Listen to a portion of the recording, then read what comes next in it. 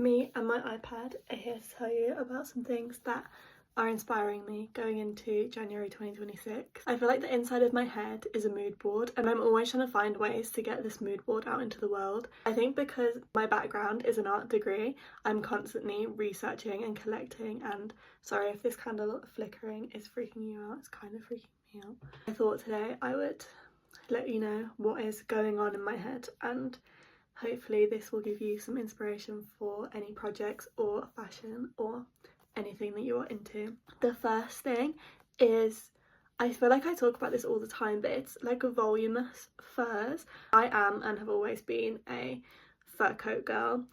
Growing up, my mum was a vintage curator too, and she had a market stall, and in the winter she would get so cold, so she had this just expansive collection of fur coats, and every day she would wear a fur coat. That is like one of my core childhood memories, so obviously that affinity has passed down onto me. But I actually don't own like a big shaggy Mongolian fur coat, and I keep seeing the Peachy Den adverts for the coat that they released for their autumn winter campaign, and I really want to find one similar secondhand. I also use a matching fur bag in their campaign, and that's what really caught my eye, but unfortunately they're not selling it, so I'm going to try and find one of those secondhand too, because that is just my perfect winter accessory. My second inspiration for January is tiny picture frames.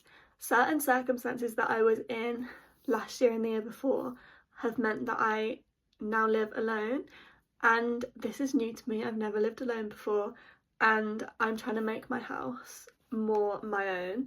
And one of the ways that I want to do that is by dotting around picture frames with pictures of my loved ones in it. I went and stayed with my friend Flora, and her house is just such a good example of a house that is cosy and homely and lived in, and it really felt like her. And what I noticed is most of her decor is either things that she's found from experiences that she's had, like postcards from art exhibitions or flyers and leaflets, or it's secondhand furniture that she's found, and that was very inspirational to me. And she has a lot of these tiny picture frames dotted around, and I really liked that idea. And I also think that is such a fun thing to try and find secondhand. I mentioned before that my background is being an art student, and when I was an art student I did a lot of work about the transition between girlhood to womanhood. And when I was a child, my chosen motif for escapism was princesses and castles and kind of that whole world. I recently watched A Knight's Tale with my friend, and it was such a fun, engaging film. I really loved it. If you haven't seen it, you should go watch it. And that got me rethinking about the imagery of that period of time. Obviously the motifs of this that I grew up with were very romanticised, like they were fairy tales.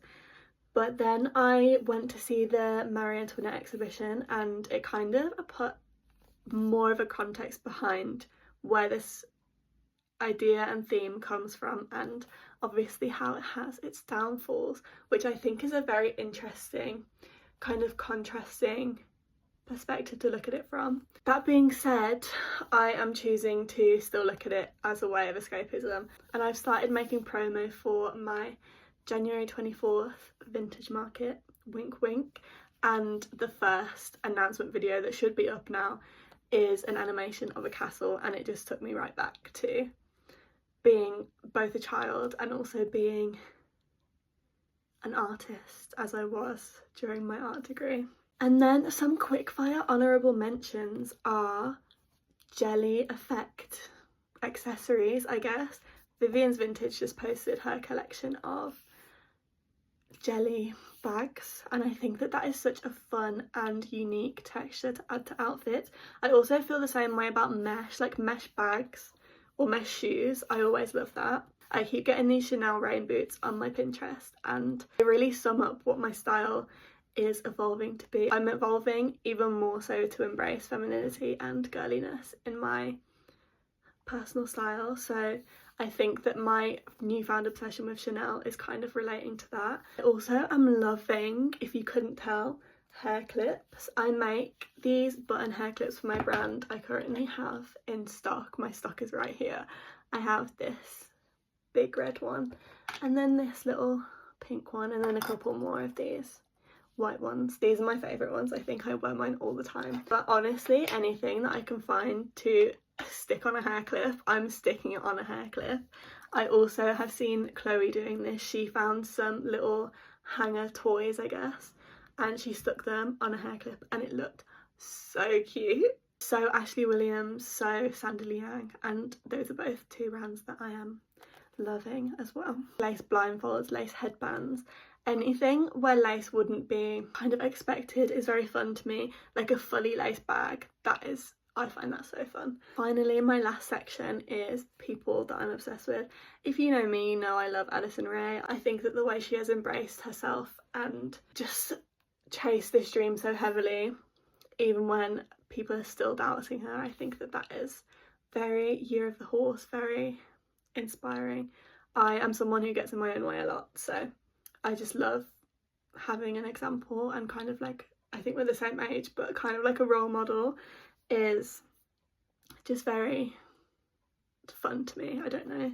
YouTube is one of my favourite platforms, and I love making vlogs and I love watching vlogs, and my two favourite YouTubers right now are Lexi Lombard, who makes no music vlogs, and they're so engaging and entertaining and also relaxing. And I also love Jessica Hartwhite. She vlogs, but she also does things like hauls, and she does some fashion commentary, and she has such a rich bank of like references and things to talk about, and I think that that is so inspiring and so fun to be exposed to. And I wanted to talk about Alara, who I discovered on TikTok, and she just comes across as having such a distinct and confident personal style. Her collection of vintage and designer comes across so thoughtful and intentional, and that is so the goal that I want to have for my wardrobe going forward. And then lastly, I have wrote down Olivia Howe. Her Instagram dumps always come up on my feed, and the way that she creates her Instagram and her pictures to be like this diary of her life is so